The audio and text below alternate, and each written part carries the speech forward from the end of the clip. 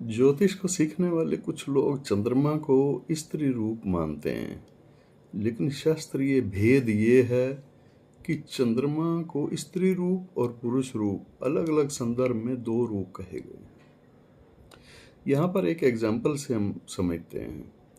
मृगशिरा नक्षत्र के जो देवता हैं वो पुरुष रूप चंद्रमा हैं।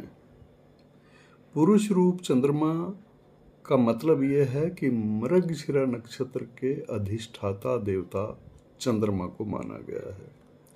और ये वाले जो चंद्रमा हैं इनको पुराणों में सोम का नाम दिया गया है।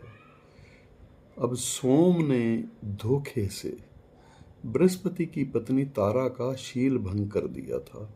ये पौराणिक कहानी है और चंद्रमा के बारे में है। अब आप बताइए, अगर स्त्री रूप चंद्रमा है तो बृहस्पति की पत्नी का शील भंग कैसे कर सकते हैं?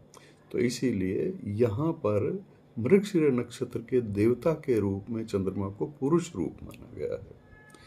शील भंग कर दिया था जिससे बुध की उत्पत्ति हुई थी। जन्म किसका हुआ था? बुध ग्रह के रूप में जिनको जाना जाता है, बुध की उत्पत्ति हुई थी।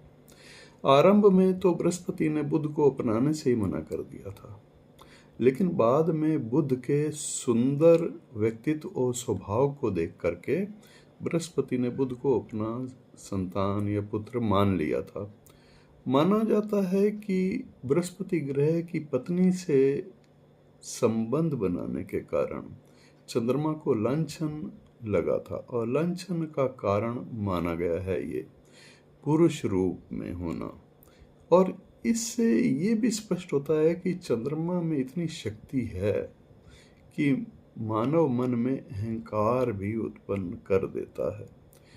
विशेषताएं भी हैं। इसका आधा भाग जो मृगशिरा नक्षत्र है उसकी बात हो रही है, उसका आधा भाग वृषभ राशि में पड़ता है और आधा भाग पड़ता है मिथुन राशि में। और ये जो इस नक्षत्र में जन्म लेने वाला जातक या जातिका बड़े खूबसूरत होते हैं, खूबसूरत चेहरे वाले, और खोजने की प्रकृति होती है, खोजी दिमाग होता है इनका। और खोजने के विचार से ये नक्षत्र में अगर पुरुष के लिए कोई कन्या का चुनाव करना हो, कन्या की खोज करनी हो, मतलब आज के समय में आप अगर अपने बेटे के लिए कन्या ढूंढने के लिए निकलते हैं तो इस नक्षत्र का प्रयोग करें। इस नक्षत्र में अगर आप शादी का प्रस्ताव रखते हैं तो भी ये बहुत ही सर्वश्रेष्ठ